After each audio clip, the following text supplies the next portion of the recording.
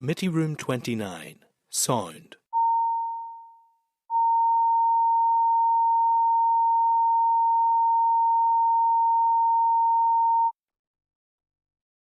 Committee Room 29, Sound. Do you want to do a preliminary before, or you just go live? Okay, right. Fine. Folks, good morning and welcome to the Infrastructure Committee this morning. I should probably start off this morning's meeting by saying ho ho ho, as this is the last Infrastructure Committee before Christmas. You're all very, very welcome. And we have a couple of members who are going to zoom in to us this morning. The committee this morning will receive oral briefing from the Assembly's RAISE service on major capital projects. It will consider responses in relation to the Water Sustainable Drainage and Flood Management Bill and steps around the scheduling of oral evidence. It will consider a written briefing from the Department for Infrastructure of the Speed Limit Review 2025 and also consider 2 statute rules and 1 proposal for statute rule that are not subject to Assembly procedure. I just want to remind people in the public gallery that they can use mobile devices, but they should not take photographs or video during this committee proceedings. And if members are content, we will proceed through the agenda. And the first thing is apologies. Do we have any apologies this morning? Melissa, sure. We have, sorry, Cahill? Melissa, okay, and Peter McReynolds, our apologies. I know that I can see Stephen on screen. I know Justin is virtual, and I know that the Deputy Chair, John, is also coming in virtually this morning. Do we have any declarations of interest?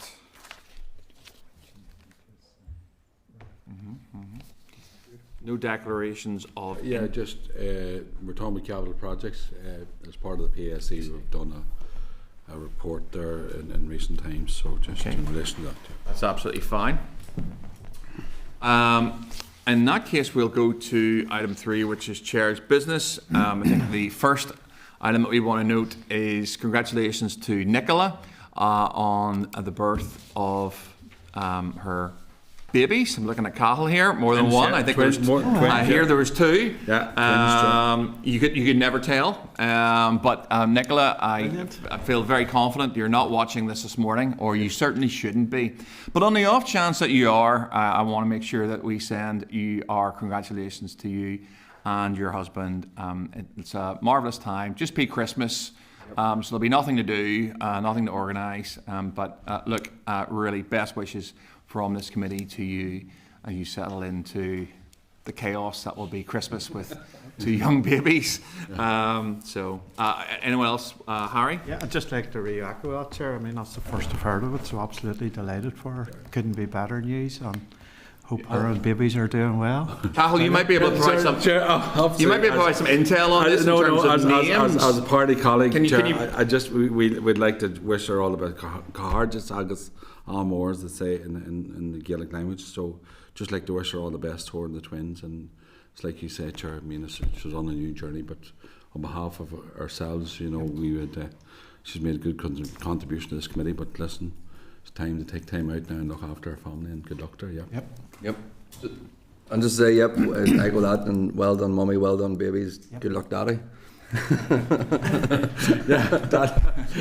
Game changer, Nicola. Do you have any intel on names, Cahill, you want to break to any journalists watching? Chair, I just wouldn't like to say. I mean, there's. Want to speculate? Do you fancy speculating? No. I mean, I wouldn't like to just say it, Chair. I'll leave that. Leave that to others to say. I mean, it's a tradition to wait for a period of time, but I'd leave that to whoever else wants to divulge those names. That's absolutely fine. That's absolutely fine. Okay, so and we are going to send a card, absolutely. And we'll get that expedited. Need 2 cards. 2 cards, perhaps. oh, well done, Harry. Actually, the committee's in good form. The day, Chair.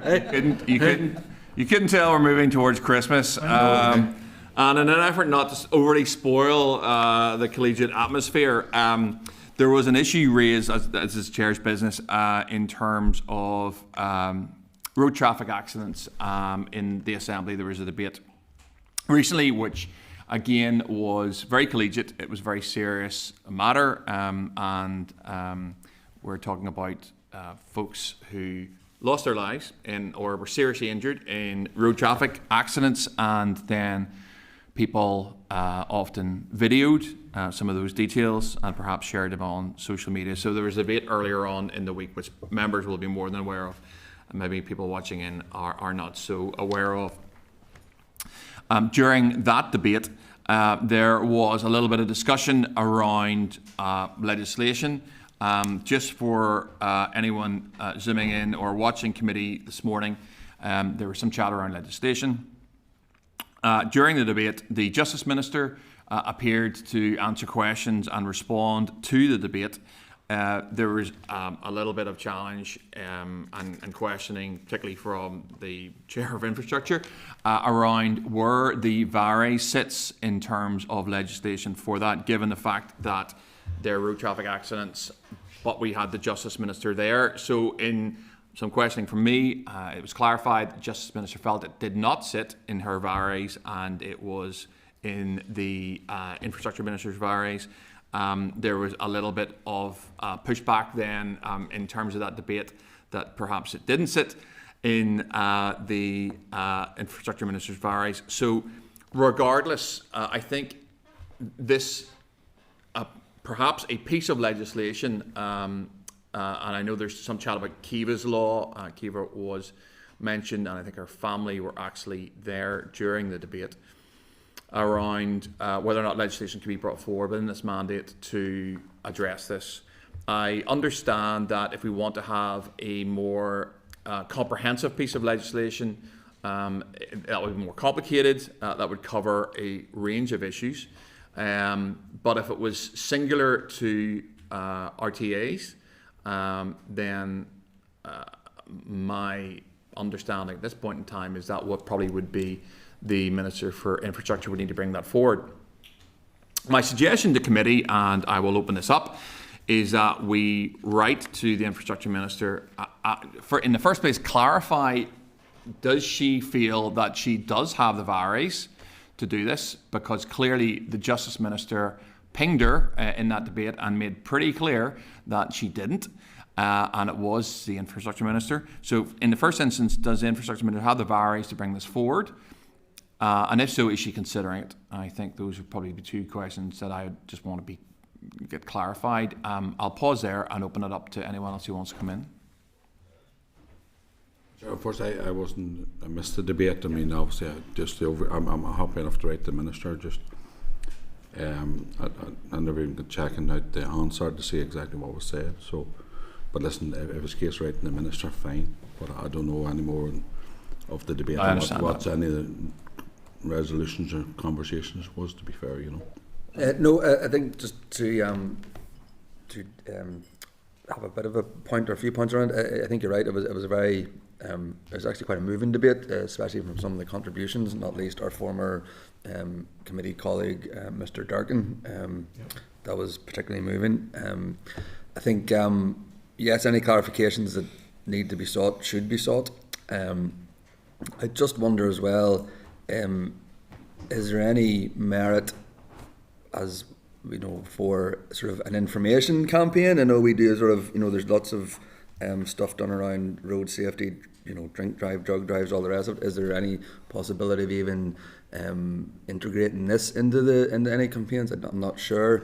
And just to reiterate, just sort of semi-astounding that we're having a debate of why people shouldn't video at the side of roads of road traffic, and just to reiterate our thoughts of anybody that has lost a life, and just the madness of having to, the only reason you should be using your phone is to call emergency services, and or even, dare I say it, try and find some use of be it first aid or something to try and aid at the scene with whatever you feel comfortable with. But yes, thank you, Chair. Okay, no, that's fine. Stephen?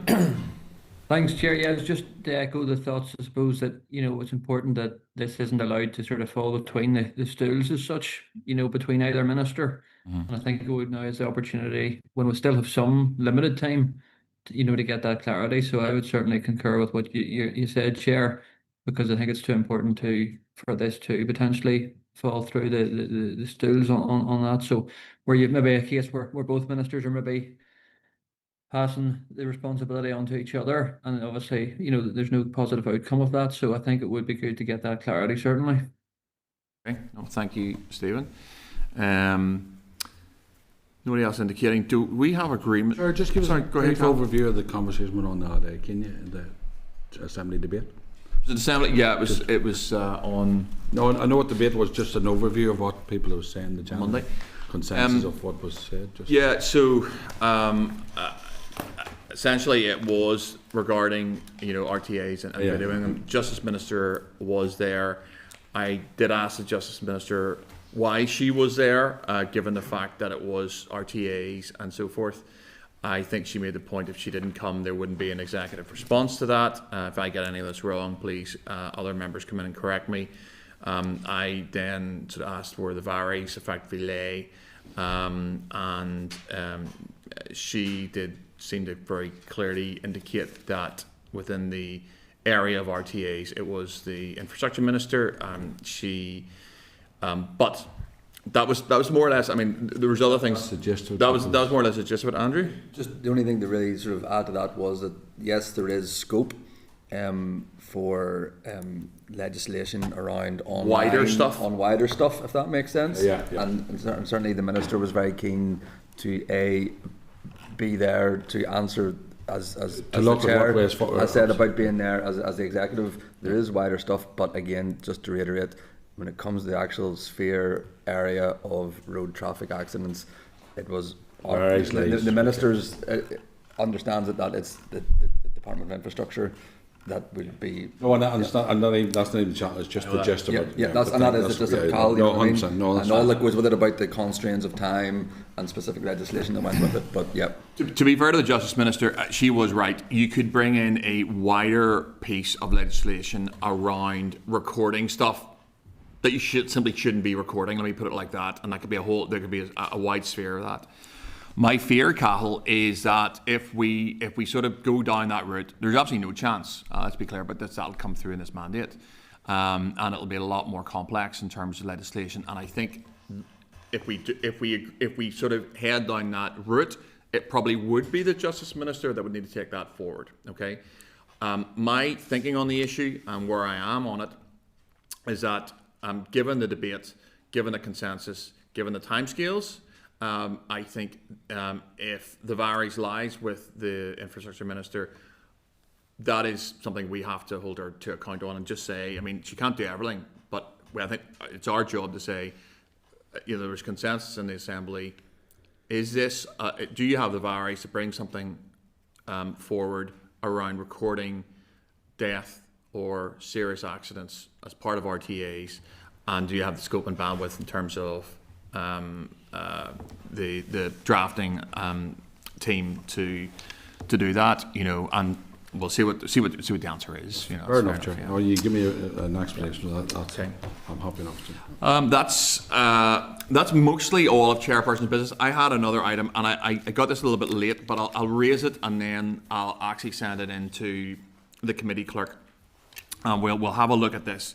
Then in January I'll get it on table because I can't expect members to respond to this or ask them to do anything really around it because they haven't actually seen it. But I was made aware of some sort of street repairs. I think it was in East Belfast, and the way that these were being done, there was lots of warning signs put up on pavements.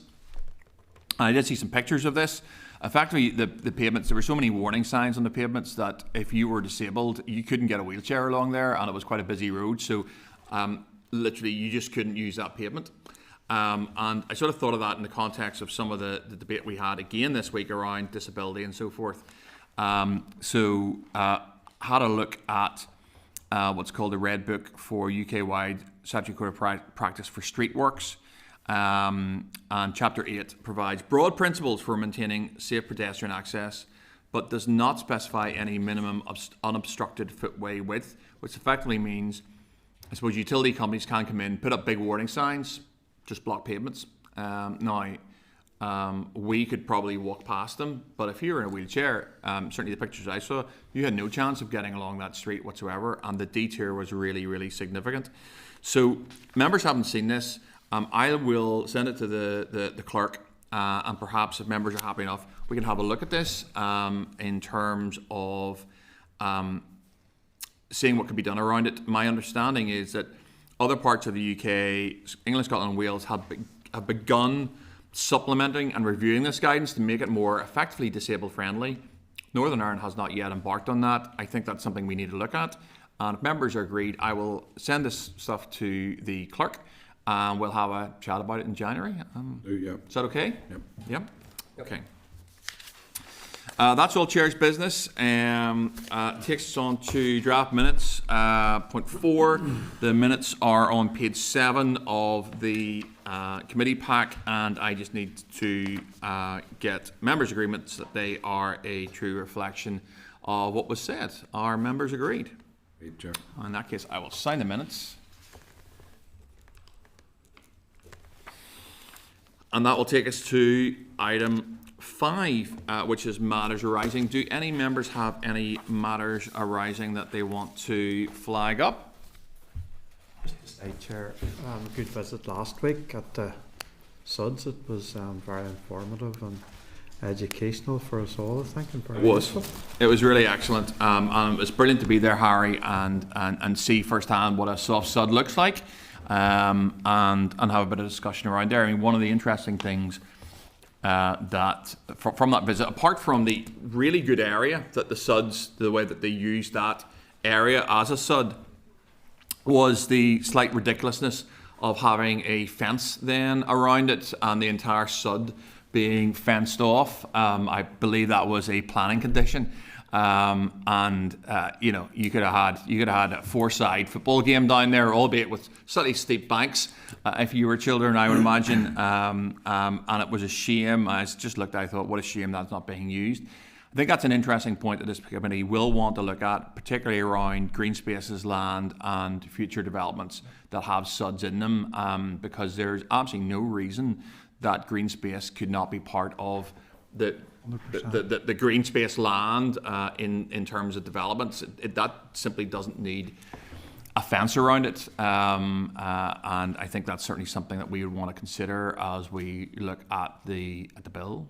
Yep. You know, as you say, Chair, there was an area that we could see that was a green space, and then there was the Sud. So really, the green space could have been used for maybe more building, dare you say, and the Sud incorporate the green space. It would make more sense, make it more acceptable, make it more viable. Yeah. Thank you. Yeah. Absolutely. Cahill? Yeah, Chair, listen, I thought it was an excellent exercise, and it actually presented more questions now, and I know we're going to go through the legislation. I think there's good opportunity, the LDPs, which were mentioned, but also there's a policy on green space, what's one of the planning policy statements. I just can't remember which one it was. We developed a number of years ago, so we need to look at all that in the round, and if we're serious about bringing forward this piece of legislation, we need to incorporate that in the legislation. It may be a small part of it in terms of our overall the three-pronged approach, but I think it's going forward. I think that's the sensible thing to do in new developments. And you know, one, you're right about the fence and everything else. 2 is the piece of legislation, and we'll get some clarity around what exactly that planning policy statement was at that time, that developers had to provide green space per se, and they're not using green space per se for the Suds issue. Let's clarify that bit and have a conversation about it, and also going forward the local development plans, because if the planning authorities are not going to look at that in a serious way with new developments for future sustainability, and I think it was prime time for us to look at it, and I think it'll bring a lot to the conversation too when we look at the Suds, but the bill itself, and say going forward with it. And, absolutely. You know, but I thought overall it was a very, very good exercise, Chair. Very good. Andrew? Yeah, no, just really to concur. I think as well, we do have to be very cognizant of how the Suds and those spaces can also benefit biodiversity and such like. You know what I mean? I think, but I totally agree. Having that lovely space fenced off was actually quite jarring for me. The only benefit was that it wasn't like a palisade fencing nearly, you know what I mean? I mean, it could have been a lot worse.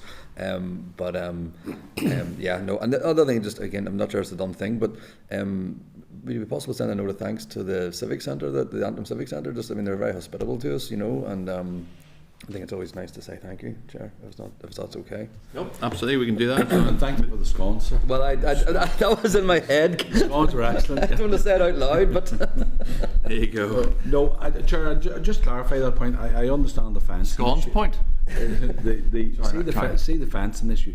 Clearly, there must be health and safety. You know, I mean, there has to be a legitimate reason as to why planning authority put a condition in that, and that's something needs to be ironed out as well. I'm not saying you're right. It was a good open space, but you know, on the condition, because it was conditioned as part of the plan application, there has to be some kind of ruling or mechanism in there under plan and regulation that happened. But Yeah, I think it was, I mean, what we saw probably was one of the first suds, and I think the planners were a bit antsy about it, and thought, oh, there's going to be a big sort of gully in here, and that's going to have 3 feet of water in it, and you know, and so forth.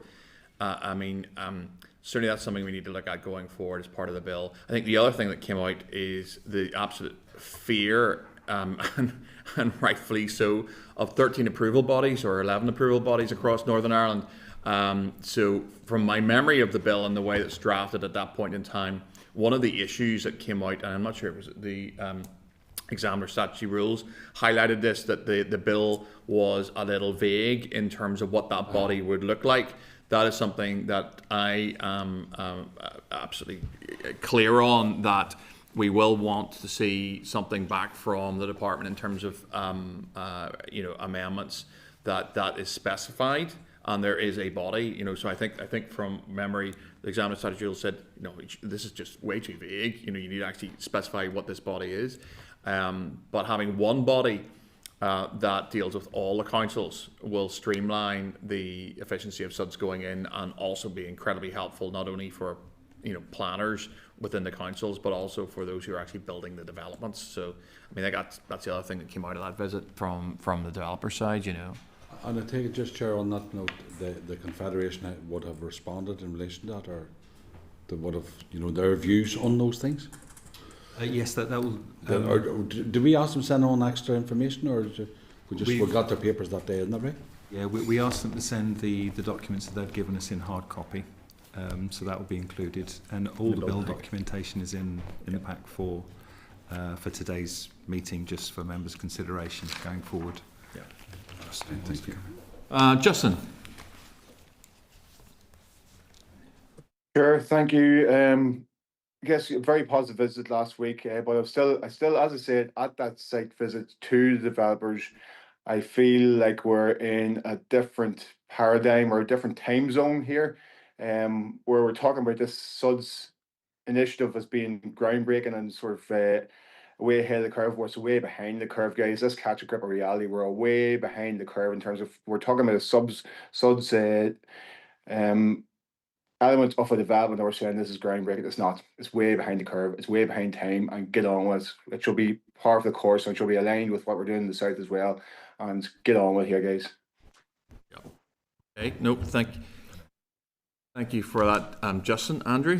Chair, I don't want to drag the point out, but I think there is point 8 on the agenda. We are talking about it now. Is it okay just to make a few more points that on this? Sure. I mean, just then it'll save time later on. Maybe yep. It was just really one of the points as well. When we talk about the biodiversity and sustainability in some of the responses to the consultation that maybe in point 8 was actually how SUDS may impact on already established woodlands, if that makes sense. So again, I mean, it's certainly not to throw the babies out with bathwaters and all the rest of it, but it's just to consider both sides of it whenever we come to this legislation. But I think it's really important, and I think we're not playing catch up. We're just dealing with it as we have approached it, and I think it's really important. And I think everyone in the committee thinks it's really important, and we're looking forward to progressing it, Chair. Absolutely, and that's fair enough, Andrew. Okay. And Chair, just on some of the comments, we're not saying this the panacea is new. We're going through a piece of legislation here, so we need to look at what we incorporate in that piece of legislation. That's the whole point of it. Yep. It's not saying we're saying SUDS is not new, or there's no other examples out there. We have a good opportunity to incorporate this here. That's what the legislation is about. Yes, and it's good practice. And as came out of the visit, and we'll close it down with this. This is moving forward. This is not going to solve, and they're very clear, this is not going to solve our wastewater problem. It's just not. But you know what? It is the right thing to do. It's the right path to be on, and we're setting an agenda for the future. And you know, in terms of doing that, we got to start somewhere, and it's started. So that's fine. Okay. That matters rising, Vero? No, it was, yeah. Okay, so 7.5, I've got one short one, and it was around the Kilray Bridge. And we last week had agreed to write to the Minister of Communities to ascertain if there's any work ongoing to provide support for businesses in that area affected by closure. I would want to put maybe an addendum to that. It was brought to my attention that actually the DAERA Minister actually has responsibility for small villages. Apparently Kilray is a small village. And I think we should also just, as we're waiting for a response from the Minister of Communities, I was wondering if the committee would agree to write to the DAERA Minister as well and ask if he was willing to support businesses affected by the Kilray Bridge closure, if committee are happy with that. Okay. And that is matters arising finished. That takes us on to item 6, which is correspondence. The core memo is at page 18. And I will just take you through that and raise a few issues along the way. And then if anyone has anything else before we note stuff, please come in. At page 24, there's a response from the Minister for Infrastructure to committee correspondence regarding the source of funding for the A5 project, and I believe this is something that both Justin and I had asked around. Just to seek committee agreement to write to the department requesting that the committee be provided with an overview of the process for drawing down shared island funding once it is agreed. So that's more a point of clarity around that. Are committee happy enough with that? Yeah. At page 34, we have a response from the Minister for Infrastructure to committee correspondence regarding a request for information on the oversight of utility companies when undertaking works. This is an open one, folks. If anyone has any views on that response from the DFI Minister regarding utility companies, it's on page 34 if you want to flick to it. Andrew? Yeah, no, I think, I noted that myself. Chair, I think, sure, like many people here, it is a bugbear of constituents that a road is dug up and it is then repaired, and the repairs are maybe certainly not up to the standard that the road, nice smooth tarmac was, and then within a matter of years, it's certainly not the standard that it was, and in fact, if not worse. So I suppose really on the back of some of the information, I'd like to know sort of how many improvement notices have been given per year for the last 5 years, and possibly how many defects have had to follow-up inspection once, twice, or even 3 times or more. Again, just to sort of try and sort of drill down into that, because again, you know, we talked about priorities, and I think that, you know, the surface of our roads is certainly one of the ones that causes consternation, and then we've noticed how. Anyway, you know where we're going with that, Chair. So Michael, did you get that one? We're going to write and ask for some numbers. Yes, so it's how many improvement notices have been issued and how many defects identified. Yep. A follow-up inspection. Yeah, you know, follow-up inspection. Okay. Over the couple of years, and once, twice, 3 times, or whatever. Jerry, because we had the subject come up, the PSE is going to be doing an inquiry into. Is that right? Right, okay. So, I mean, I don't mind asking the question. As part of obviously the inquiry, we'll have a lot more detail, but we're Stephen's on the committee as well. We are looking at that now. That's so PSA will have primacy on it. They're going to look at it. They're going to look at it. Yeah, right, absolutely. Okay. Yeah. So I mean, but you can ask questions, obviously. What do you say, Michael? Chair, if you're content, I'll liaise with the PAC clerk, but I think that the letter is fine. Oh yeah. For now, we've not been formally notified yet. And through the Chair, just to Mr. Boylan, I mean, so how's that going to work then? I mean, listen. What's the scope of it, if that makes sense? Well, that's we're just looking at the minute until we're ready to go. But I'm just informing you now because we're on that committee. But in light of what the member said, I have no issues putting those proposals forward at the minute. It's not really going to conflict. We will obviously We will have all the details. You know, it's an inquiry, but we'll look through. We'll do a proper research and proper analysis of it. That's all I can say at this moment in time, Chair. That's one of our pieces of work. So Okay, that's a very useful notify note, the Colin. committee, yeah. Andrew? Obviously that PAC has the primacy, but will we be kept abreast of it, or what, or how does that work, or just given the overlap that there is there? If they're going to do an inquiry into it, they'll take primacy and they will just go ahead and do that. And we'll be. We'll hear it at That's the not end. that's not to stop anybody asking questions, Chair. I mean, it's just, but normally the practice would be to wait, because we'll get all the detail and all the we'll have all the presentations in relation to all the data and analysis of it. That's. Do we have to ask for any final outcomes or what? Or that's the point I'm trying to make. Sorry, Chair, forgive me for being naive about this. No, the PAC will eventually report on it. Okay. We'll see that. And we'll bring back recommendations. But all the things that you've raised are certainly being chatted. Oh, I can imagine. As part of the process now. Yeah. So. Okay. So. Okay, that's fine. Nobody else has anything particularly on that. We've got some action points from that. Page 37, we have correspondence from the Department for Infrastructure providing an update on its review of Class C taxi licensing. There is a link there that the department provided to us in terms of where that consultation is. It's closed 5 days ago. So in case anyone's thinking of replying to it. Look, in terms of this, I'd like to seek agreement for us to write to the department requesting some written evidence on the options which are being considered in advance of any formal consultation regarding it. It may also be useful for us to hear from the taxi firms, I guess, in terms of what their view of all this is. It's an important aspect of the department itself. They obviously hold the virus for it. I don't know if we want to, or we have the ability to reach out to a few firms and get some of their views on this, or do we just wait until the end of the formal consultation? But that's going to be months, I would imagine. I'm open to any views on that. The officials are still planning to present the Minister with an options paper on potential changes to Class C taxi policy by the end of this year. Okay, well that's probably 2 weeks' time, with any proposals being subject to formal consultation in 2026. I guess my question really is, do we want to reach out to the industry and ask for their views on where we are on this stuff or not? This is going to be so in case people aren't up to speed with taxi policy, Class C is an important aspect. It used to be, my understanding is, it used to be sort of wedding hire cars. Yeah. Now it is Uber are covered by this.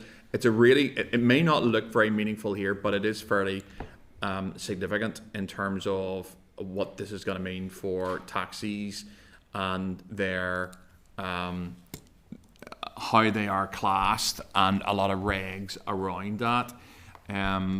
But look, again, I'm open. We could reach out for some written evidence from the firms, or whatever you find, or do nothing until the formal consultation ends. Well, Chair, I mean, it's open-ended. I mean, clearly, when do we see the scope of the consultation act? Do we know that yet? Not yet. Yeah. Or? It's not clear for Right. me. Okay. So you know what I mean. So that's the first question. So, I mean, if you want to do it in parallel, that we have conversation with the taxi industry, it's one of our chief. I don't mind having those conversations, Chair. I mean, clearly they'll respond to the consultation themselves as a grouping. But if there's a feeling out there that we need to engage with them and they want to come in and talk to the committee, I wouldn't see an issue with that. I don't know I don't even think there'll be any conflict in relation to that, because they're entitled to respond to the consultation anyway. Yeah, they are. It's just the scope of the consultation probably, and what we can speak about and what we have them in for. You know what I mean? What about a compromise? If we can get agreement to write to the department asking what the options are, and maybe write to the firms and ask that they provide some written evidence around it, as opposed to sort of inviting them in for oral, but just actually reach out to them and say, what do you think about the consultation? What do you think about the way forward, and get some written evidence that we can consider, Andrew? Yeah, I think that's right. I think the only certainly, I think it's important. I think just because of the wider economic implications of not Belfast based, so I can't speak for Belfast MLAs, but certainly it does seem to have garnered a bit of media and sort of interest in regarding the nighttime economy and stuff like that, and just generally it is difficult for people to get taxis in the evening, so I think any sort of consultation is important, but there's also wider economic, so yeah, I think whatever. Happy enough with what you've said so far, Chair, to be honest with you. Okay, Harry? Well, thank you very much, Chair. Obviously there is a problem here, this is why it's being looked at, and I mean I think the process has already moved on, so yeah, content enough that you do what you can at this stage, but I've no doubt the firms will have already fed in a lot of information. And as I say, there is a problem there, so hopefully we can find a solution through it. Yep. Well, for some of us who've dealt with it for 20 years, to be honest with you, talking to the industry doesn't, you know what I mean, for myself, I don't mind giving them a voice if that's the case, but if you wish to get written evidence for now and say we're at 100%, I mean... I'm a newbie, of course, Cal, but... No, 100%, I think it's... I'm sure you're... Around, so. I know that. Yep. Oh, look, so we have committee agreement to write to the department asking the options that are being considered in advance of any formal consultation. We also have committee agreement to reach out to the major firms and ask them to provide some written evidence around these changes, and then subject to that, it's open for the committee to invite them in to give oral evidence in front of us. At page 43 then, there's a response from Advice NI to committee correspondence regarding private car parking operators. I don't know whether we have John online. He's going to kick himself for missing this one, because this is his big thing. This is his baby. This is his baby. So I'm not sure if anyone has any views on that. I'll leave it open for a second for people if they want to come in on this one before I make any suggestions around it. Does anyone have any views on it, Andrew? Yeah, no, just a couple of things really. I think, I mean, empirically, there's a definite trend there of increasing, which is curious. So that sort of sparks an interest. It's definitely something that comes in through my constituency office, yep. And fairly regularly, unfortunately. So yes, there's definitely both empirically and anecdotally there's an issue. So whatever further thing we can do, but also just again to Advice NI, they are very helpful and knowledgeable in dealing with these things. So I think kudos to them as well in the service they provide. So I'm not sure if it's getting those guys in. I'm not sure where you're thinking of taking it, but yeah, as chair, I think it definitely is something that needs looked at, and wherever Mr. Stewart is. But if you're listening, Johnny, if you're listening, he's missing a good one here. I mean, I someone who got a parking ticket on my it's safe enough because my wife isn't watching this. I can be pretty sure of that. Because she's not aware of it, but she is now. No, she won't. There's no chance she's watching Infrastructure Committee. I can assure you. I actually have one of the apps, and I got out of my car to go to my constituency office, and I had the app open and so forth, and you just ping through a few things, and then you hit start, and I never hit start. I was actually I took when I parked. Then somebody called me, so I was getting all my stuff together, completely out of my head. £45, there you go, bing. The other thing I've noticed is that now the companies are charging you full cost for the whole day and reimbursing. So I got charged yesterday £5, 5 pence, and I think I used 90p of that on one of the apps.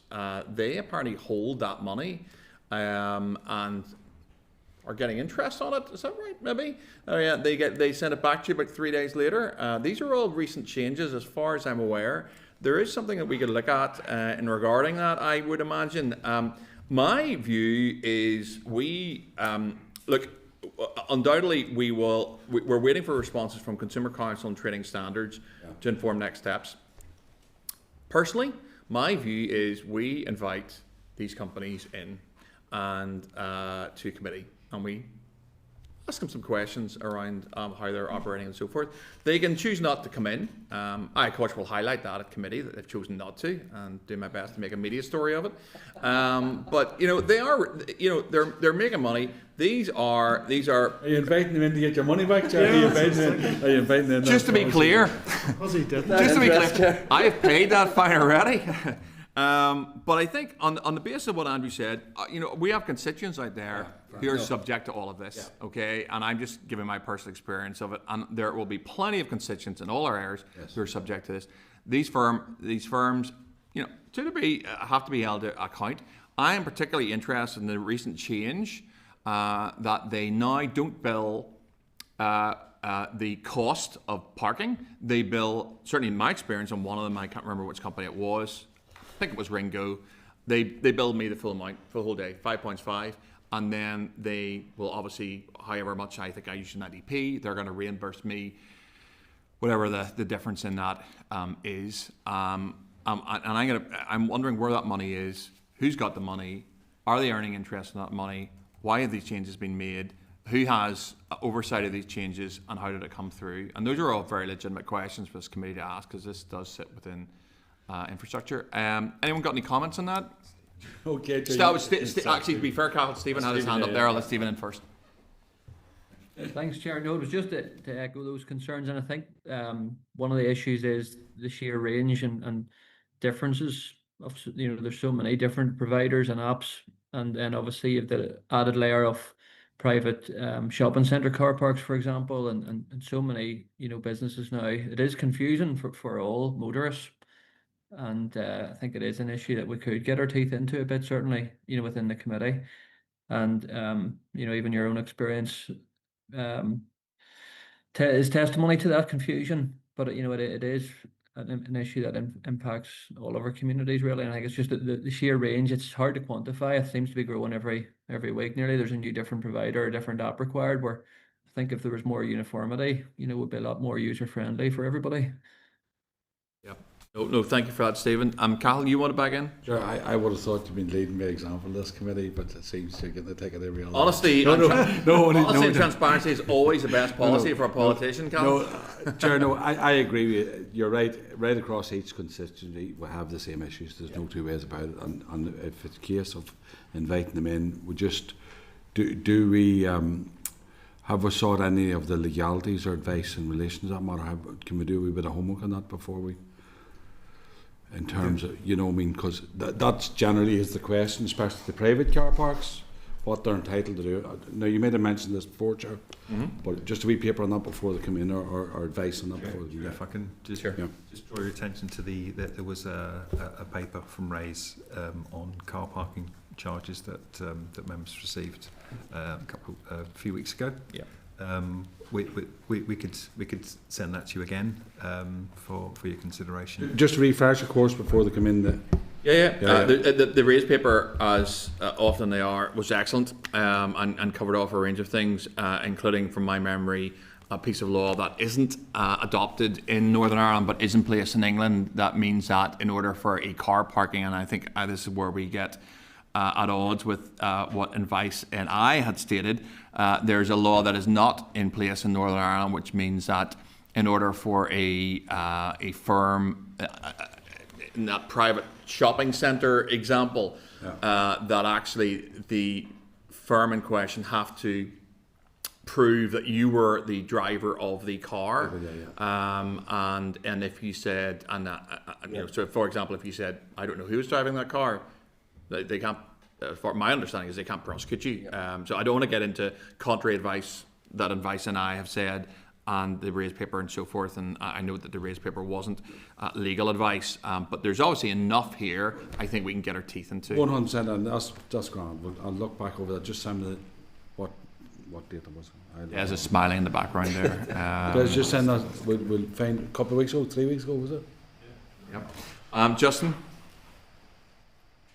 Thanks, Chair. Just reiterating the reality that parking inconsistencies and their approach torments our constituents on a daily basis from every walk of life.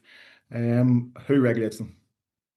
Has that been included? I'm not sure. Has that been included in the raised paper? Who's responsible for regulating parking companies on street and private parking companies? Where does the ownership lie there? Okay, Justin, it's a good point. We'll include that. Michael's going to take a note of that one. We know that this falls within the general area of the department and the minister. We'll get some clarity around that when we get some more information back in January. It's a good point. Are members content with that item? Happy enough in terms of where we're going? Then I'll take you to page 48, which is a response from the OEP to the committee correspondence regarding OEP's investigation and the DFI and DAERA's role in the pollution of Belfast Lough. And subject to any other members having any thoughts on this, I would want to seek committee agreement to schedule an oral evidence session at the conclusion of the investigation to consider the investigation's findings. Members who are happy enough for that? Read, yeah. Yep. Page 51, we have correspondence from Mobile UK regarding planning reform in Northern Ireland. And I did recently meet Mobile UK. I had a very interesting session with them, which was useful from my perspective, as I am, unlike other members, getting up to speed on a lot of issues that this committee obviously scrutinises. I just want to take members' views. The evidence is, the written evidence is there. And I need to establish whether members wish to receive oral evidence from Mobiles UK on the issues outlined in their correspondence, which you will have no doubt read. I do note that prior to this evidence coming in, Mobiles UK and Cornerstone were already on the forward work programme to brief the committee, particularly around issues around planning, which comes up a lot on this committee. And we might want to take the opportunity to, if we're going to take one of them, take them both at the same time to save the committee 2 evidence sessions and invite them in for oral evidence in January. That's just a suggestion, but I'm happy to take any views on it. Yep. Happy enough? Yeah. Okay. We'll do that, Michael. So that'll be both of them in the same time, 4 of them probably in front of us. That's fine. That'll save us a wee bit of time. At table papers at page 9, there is a response from the Minister for Infrastructure to committee correspondence regarding Trustport's legislation. You will already have noted that the Minister has indicated that she is bringing forward legislation within this mandate, I think, around Trustport's. And we are just waiting for the next steps around that. I assume that in terms of how the department works, that they are currently in drafting stage of that legislation before it comes to first stage in the Assembly. So I'd assume that's where it's at. In terms of what we have in front of us, table papers, just to seek agreement to write to the department to ask to be kept informed when impacts on Trustports have been established and any relevance for the forthcoming legislation, unless anyone has anything else on that. Maybe Michael actually has an addendum to that, and if members are happy enough, perhaps we could tag on to that timescales around the legislation. I'm making an assumption, having been inside a department, that that's how it works. I'm sort of half looking at the Dallo here to see if he's going to smile at me, and he is.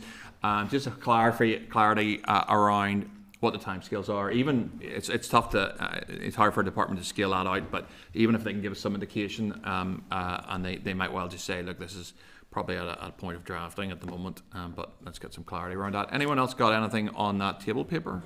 Happy enough? Everyone agreed? Yeah. Table papers, page 11, is response from the Minister to committee correspondence regarding expenditure by Waterways Ireland on consultancy fees. And you can see these consultancy fees are quite flowery. If you give me a second, I'll get table papers up here, but I did note they were quite generic. Apologies to members and anyone watching as I flick to the right bit.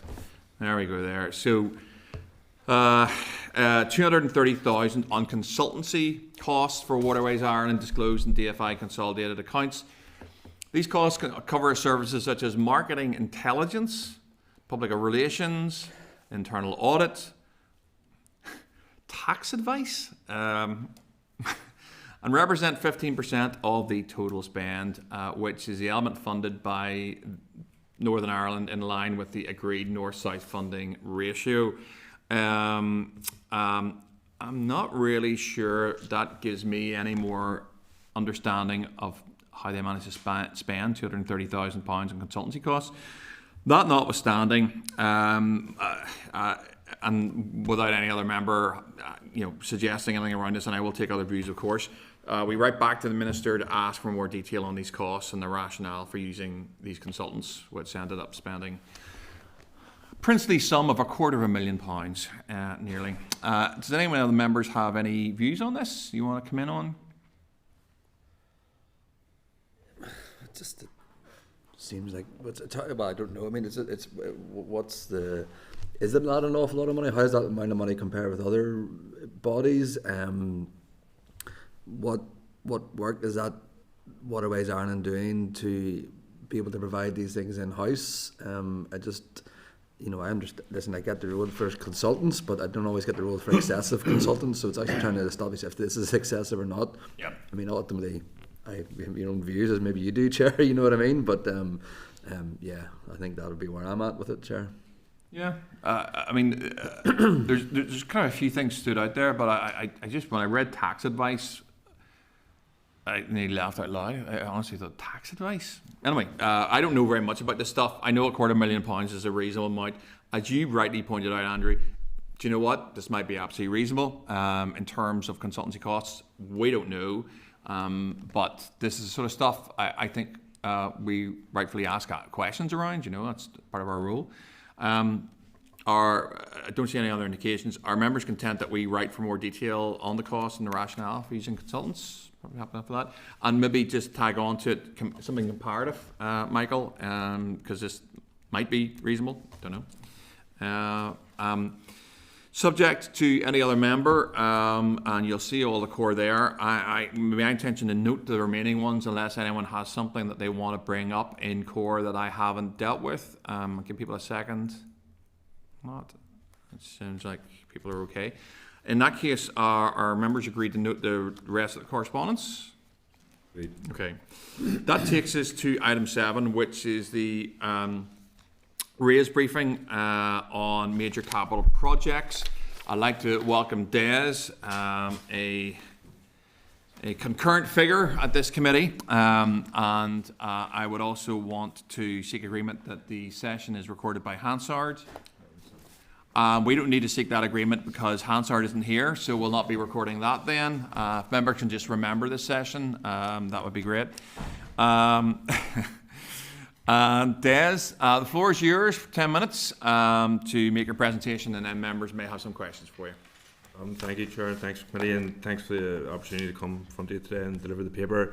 So, as you know, the paper was looking at experiences delivering major capital projects elsewhere. Really, it came up after it was a short discussion around issues hitting Northern Ireland during the committee planning day. Excuse me. So the paper I've provided to the committee in the packs is a literature review, basically, of audit office reviews from GB in Ireland and official industry documents and in the various industry report. It sort of highlights that there are consistent problems with delays, cost overruns and governance challenges everywhere, and it's not unique to Northern Ireland. So the paper basically just going to compare both the the local jurisdictions and comes up with some recommendations for Northern Ireland based on the various different reports. So just looking at or sort of a refreshing looking back at how major capital projects are delivered in Northern Ireland. There's been a number of reports that have highlighted persistent issues, including fragmented governance, complex planning issues, a lack of community support for major projects, skill shortages in those who are delivering the projects, and annual budget and constraints. And the NI Audit Office report published in 2019 found widespread cost overruns and delays in delivering major projects, including the F5 and S6 road projects in Casement Park. The follow-up PSE report highlighted weak governance and accountability within the delivering bodies, noting the absence of a single oversight body for Northern Ireland and skills gaps among senior responsible officers. Procurement and business cases were also highlighted to be flawed, and annual budgets hindered any long-term planning. A 2024 follow-up report revealed major cost rises in the delivery of major projects, rising 44% from just over 5 billion to over 8 billion, with only one of the flagship projects, the Belfast Rapid Transit Scheme, delivered on time and on budget. Another report based around the Audit Office, the Audit Office report was published by the Strategic Investment Board. It suggested that without significant reforms in how projects are delivered in Northern Ireland, inefficiencies could add up to £5 billion with the current infrastructure pipeline. It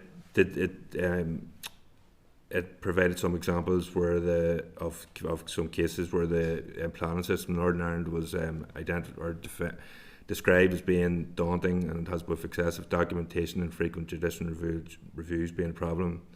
It gave an example of one wind farm where the application was so big it was over 13,000 pages. The SIB report also highlighted the importance of social licence or getting community support for projects. They say in projects in Northern Ireland this is often ignored, and again this leads to delays and challenges that can cost millions of pounds, and we've seen that with particularly the likes of the A5 and the upgrade in Casement Park.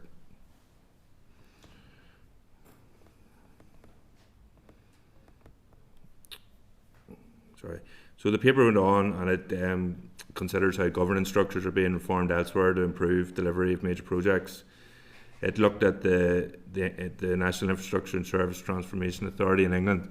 This was a body that was created by merging the National Infrastructure Commission, which was a largely advisory body, and the Infrastructure and Projects Authority that was more involved in the day-to-day delivery of large capital projects in England. NISTA, which is the name of the new body now, combines long-term planning, life cycle oversight, financial advice and governance assurances over the whole of the sort of 500 billion UK government pipeline. Its remit spans all aspects of project management, from planning, oversight, financing, etc.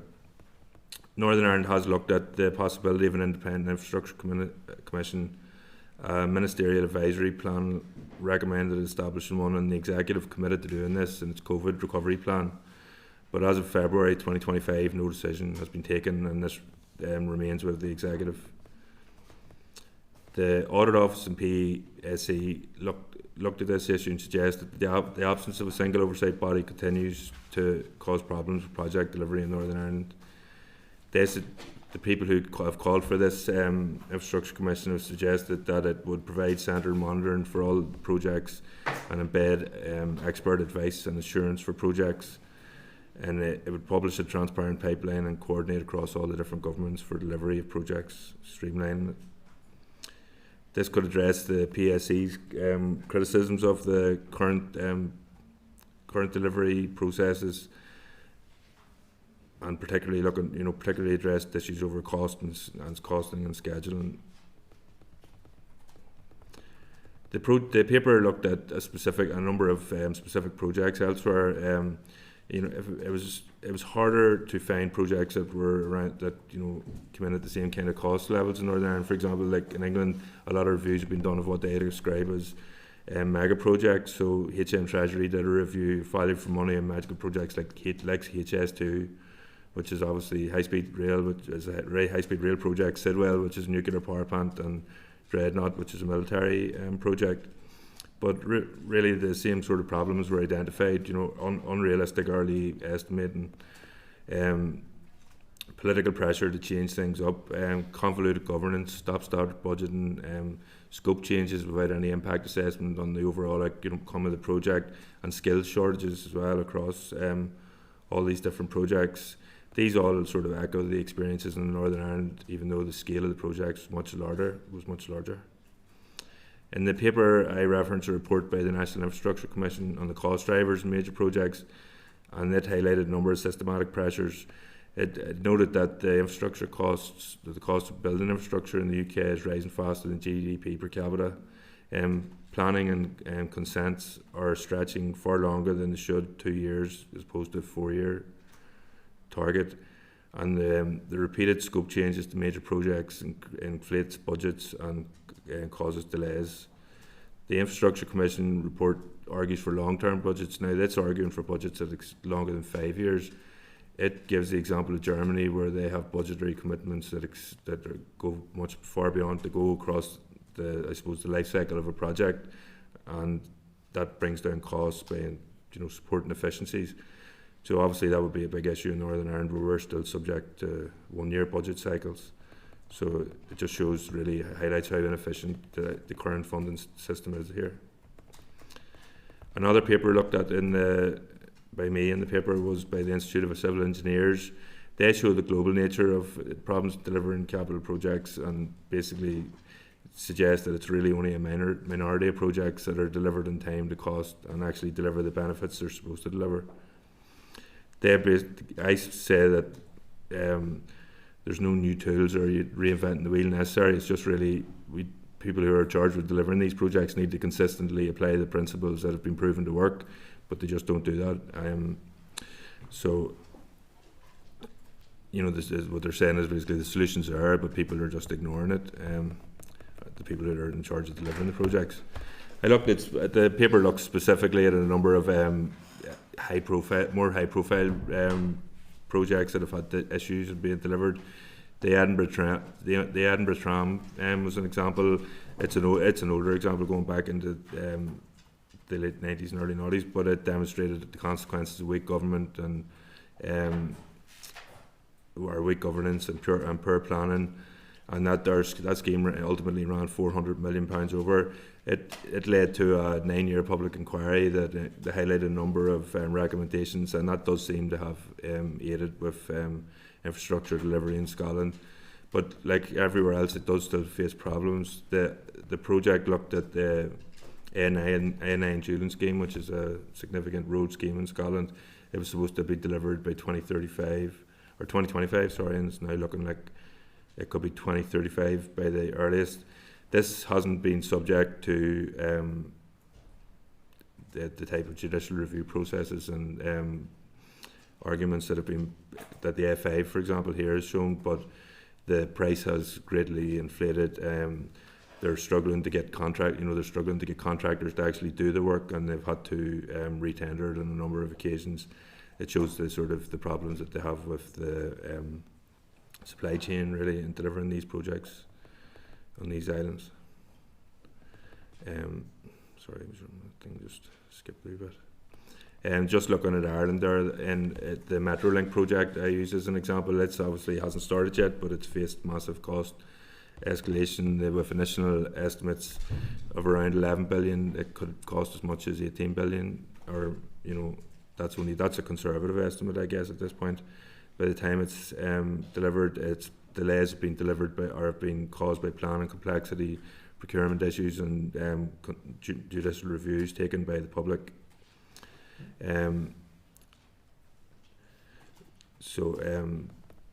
We don't really have any projects of that kind of scale, but as it just emphasises, the problems are just common everywhere, and they're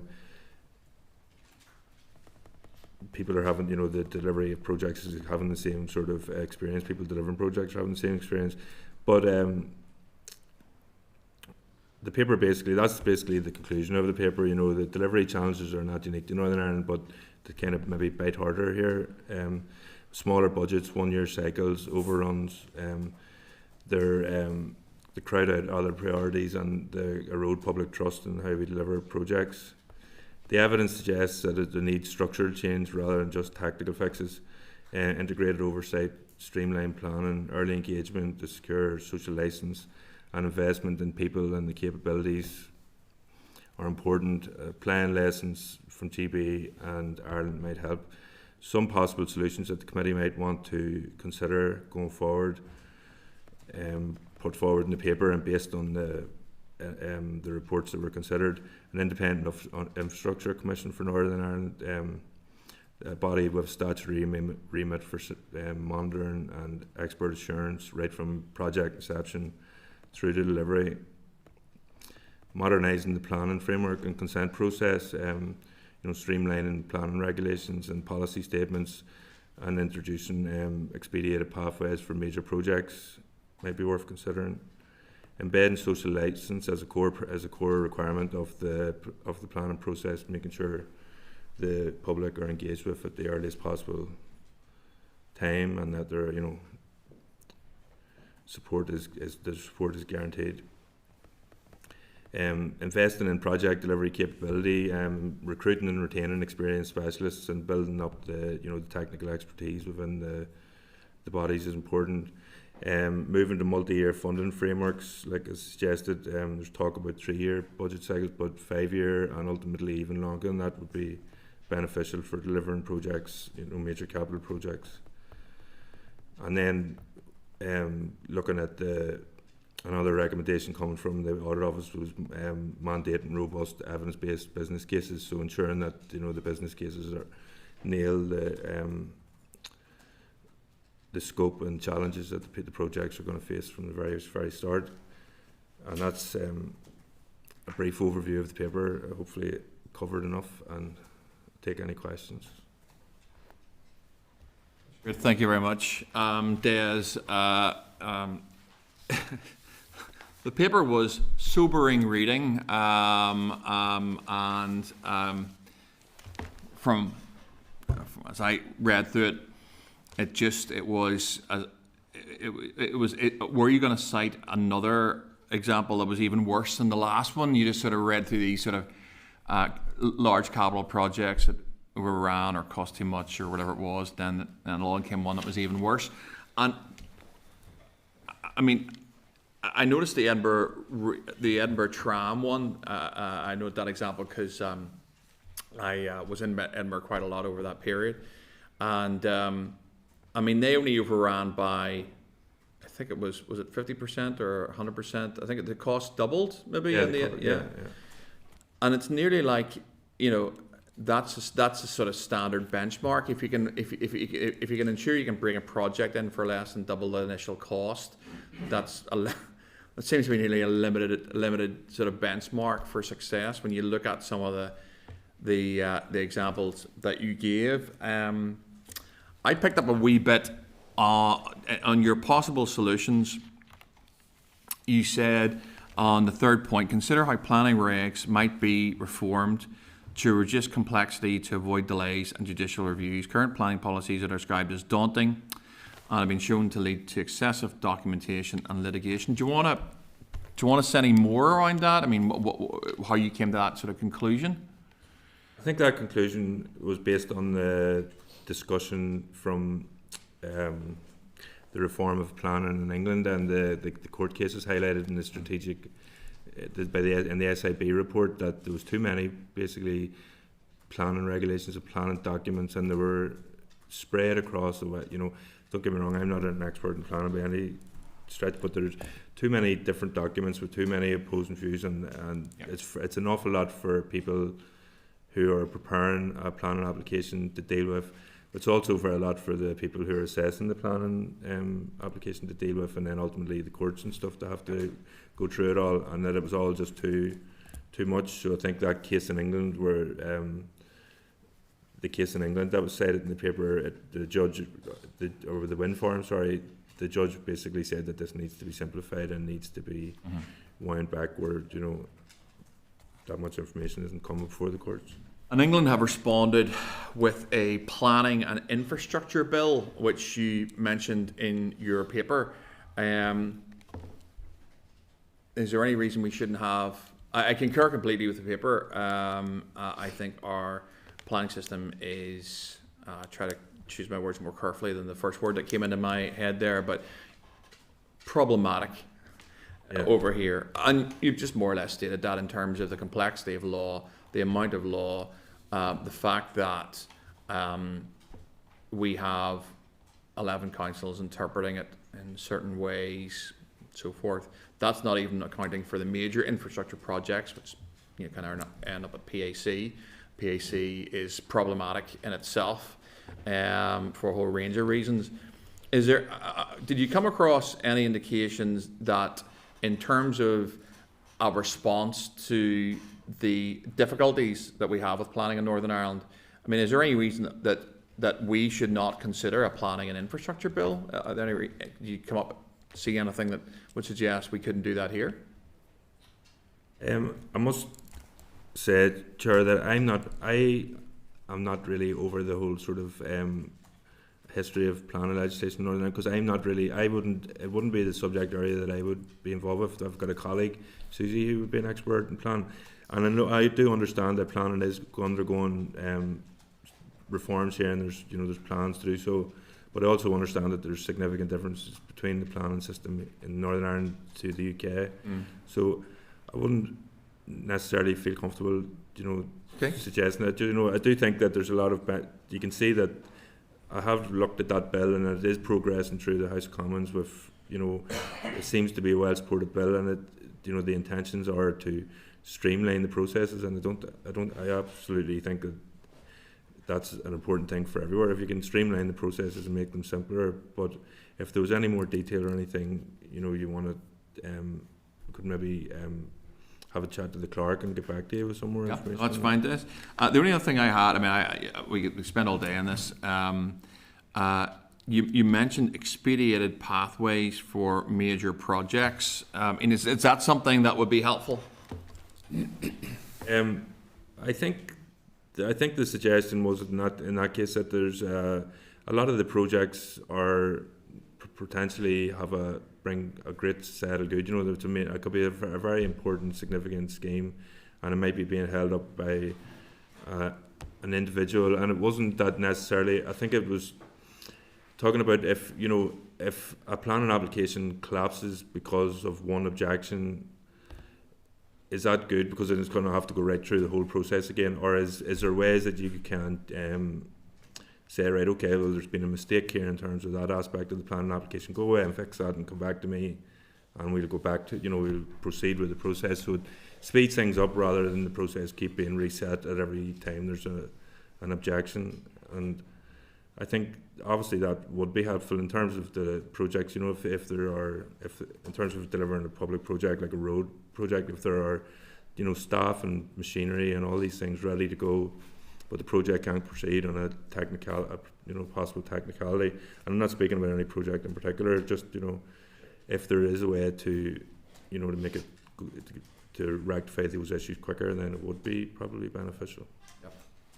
Yep. I would reflect that, I've certainly had conversations since taking on this role with folks who, like to come to Northern Ireland, like to invest in Northern Ireland, like to build in Northern Ireland.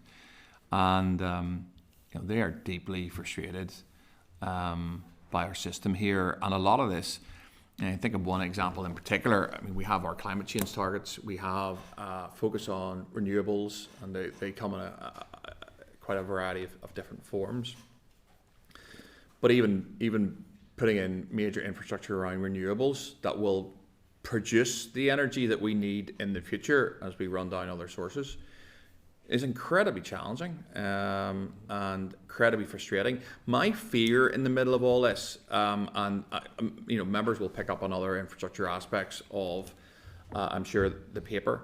I suppose my fear is that we are in Northern Ireland losing out in some instances to the Republic, but not so much because they have their own problems around, and your paper highlighted it. Some of the problems they have is labour shortages. They have money. They just cannot get enough bodies to actually, and when they do get bodies, those bodies are very expensive to build this stuff. And that's part of that Swords connection to Dublin City Airport, and that was highlighted in your paper. But we're losing to England, Scotland and Wales in terms of some really major infrastructure, or we will do that unless we get this stuff sorted out. And infrastructure and built infrastructure is how we drive our economy. It's probably worth making that point. That is one of the cornerstones of economic success. And certainly my fear, the more deeply I get into this, the more I read into it, I remain very concerned. And planning is the key bit of it. It's one of the weakest links in terms of we've seen plenty of evidence of that in this committee. One of the weakest links in terms of getting that major infrastructure into Northern Ireland and building stuff that we need, providing jobs for the people that we represent, and in very many cases very well-paid jobs as well. So anyway, I will hand over to. No, I won't.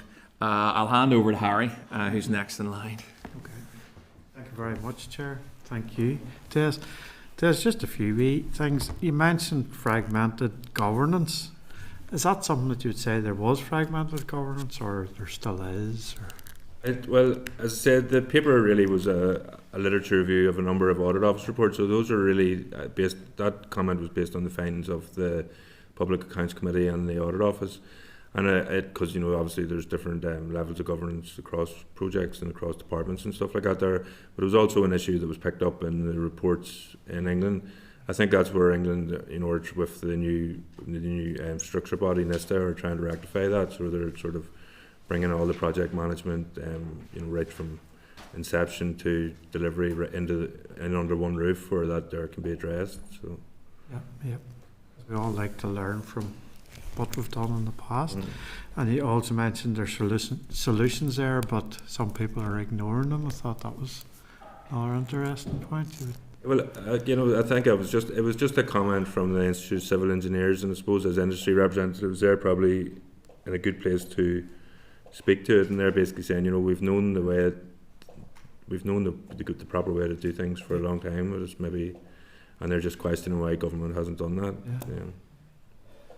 And estimates, you're sort of like, how can they be got so wrong? Because they estimate the price of a major project, and then the length of time it takes, and there are very few that actually make it, aren't there? Like, really? No, it does seem to be the case. The increase in costs of delivering infrastructure across the UK are definitely concerning.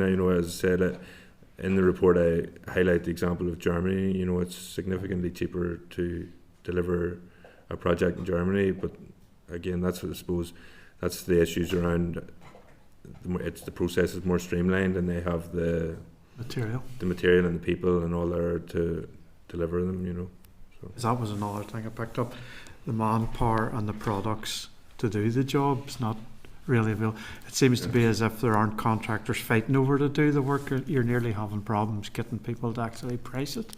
Yeah, well, that seems to be problems in some cases. But with that project in Scotland, the A9, Julian, they've had a lot of problems with tendering there. So, and that's obviously increasing costs if there's not competition, I guess. So there's maybe the supply chain isn't as big as it could be, and again, but that will come with, I suppose, a really clearly outlined project pipeline. To give the private sector the confidence to come and invest in staff and machinery and all those other things. Where whenever it's stop-start and unclear how it's going to progress, and those businesses aren't prepared, I suppose, to take that risk. Yeah. Okay. Appreciate it. Thank you, Des. Thank you, Chair. Thank you, Harry. Andrew. Thank you, Chair. Thank you, Mr. McKibbin. Thank you for coming in. As ever, it's always great to read. It's always a full body of work. So thank you. Like all these, like very often, I sort of think I'm going to ask a question and then hear people talk, and then I subtly change my question. Just, is there, and I'm asking this nearly in response to what the Chair was saying, is there a macroeconomic model that is better suited to sort of this planning, sort of this project delivery, this infrastructure delivery? Because I mean, I'm not going to lie, Chair, when I was reading, I thought I was having flashbacks to A-level Keynesian economics. So it was, I'm not sure that's a party line anymore, but we'll leave it at that. But I mean, is there? I mean, is that something that can be considered? Is considered that sort of macroeconomic model? I mean, in terms of like looking at how projects are funded. Yeah. I mean, I didn't necessarily. I didn't go into that in any great level of detail in this paper. But there are like as global assessments in terms of how infrastructure is delivered by other major economies, and as I sort of suggested in the paper, there's places like Germany, but they have a completely different budgeting process. So they basically allocate budgets over the federal government, I suppose, would allocate budgets over the life cycle of a project. So it's different in terms of the way the governments operate, and the budgetary cycles and stuff like that. So I don't know if any of them, whether you could provide a whole list of examples about how budgets and plans and stuff. I don't think you could.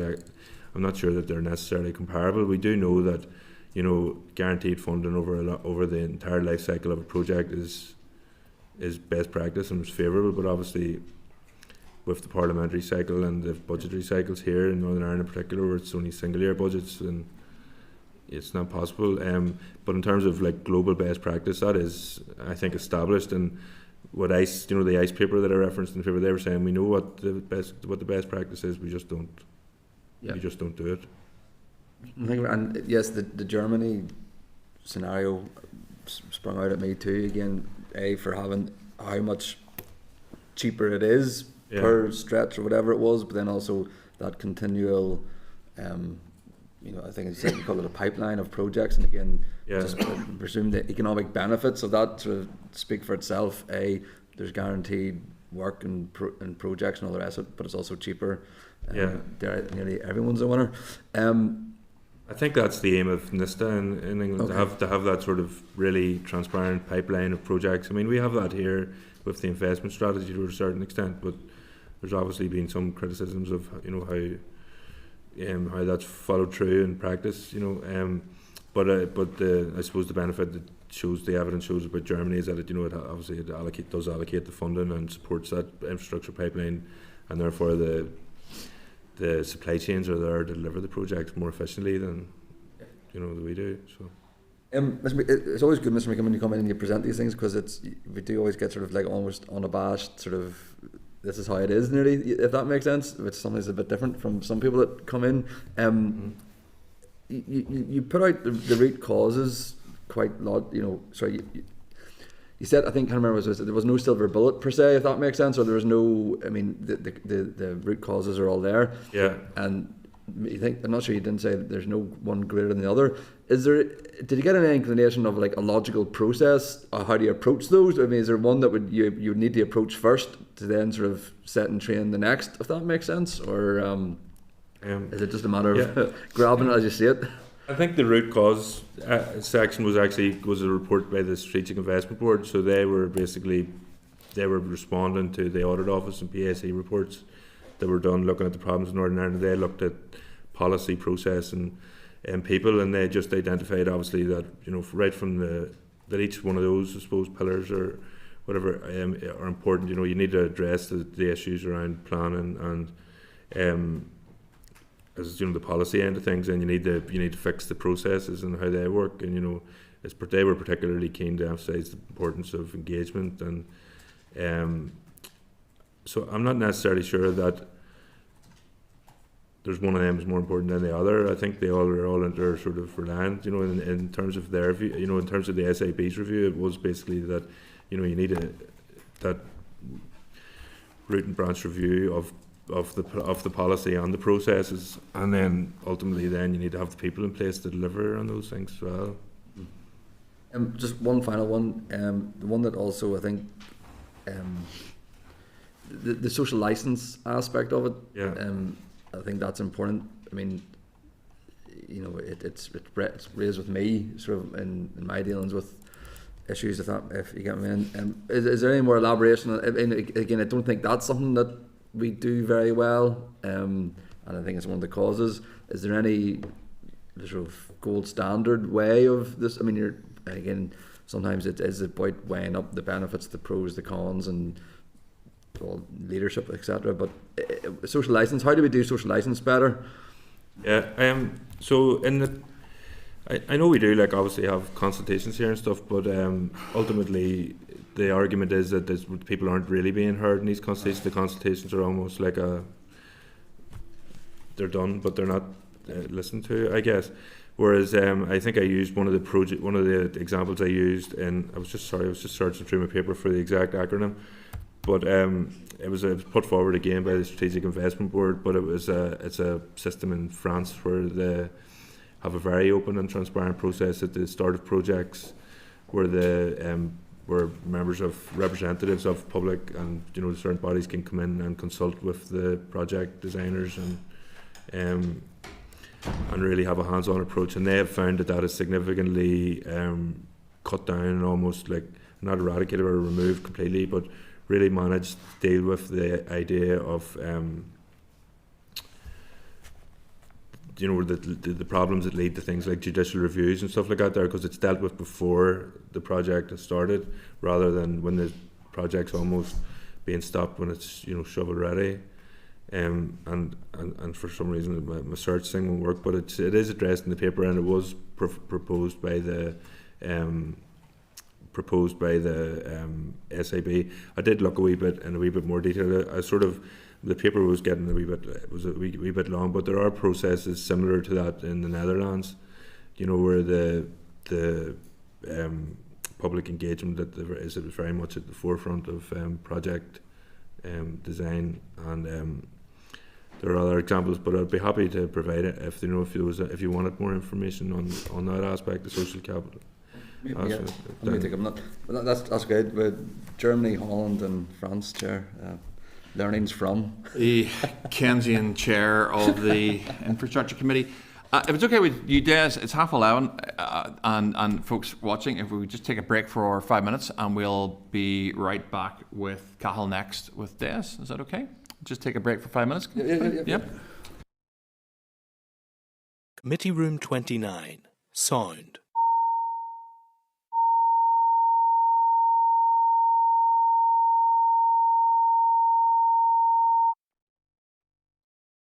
Committee Room 29, sound.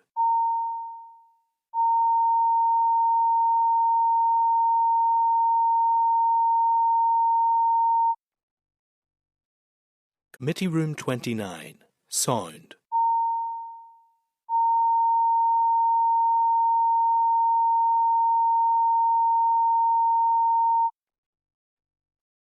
Committee Room 29, sound.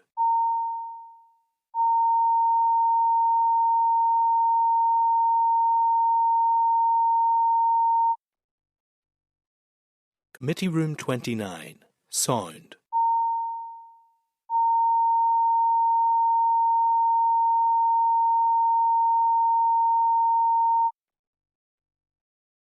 Committee Room 29, sound.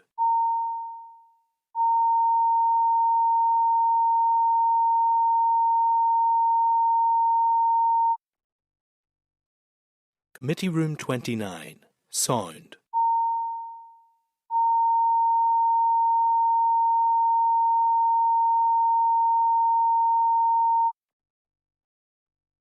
Committee Room 29, sound.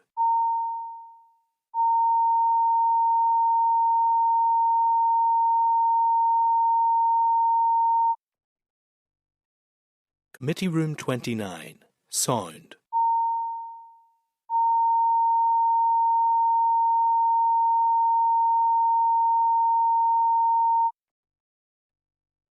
Committee Room 29, sound.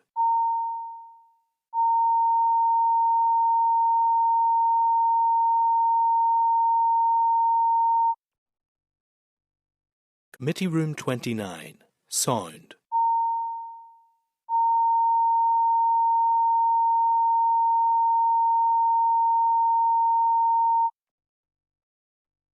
Committee Room 29, sound.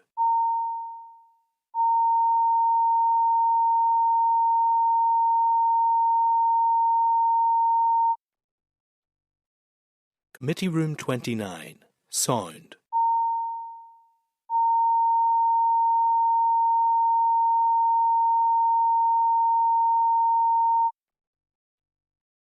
Committee Room 29, sound.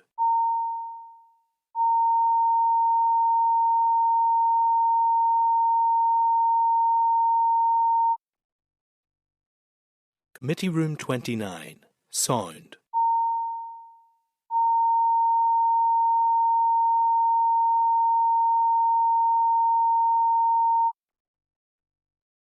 Committee Room 29, sound.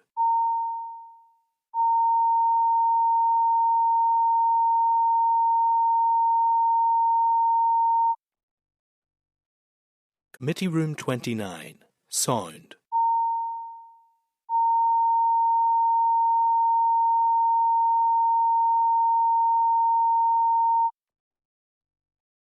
Committee Room 29, sound.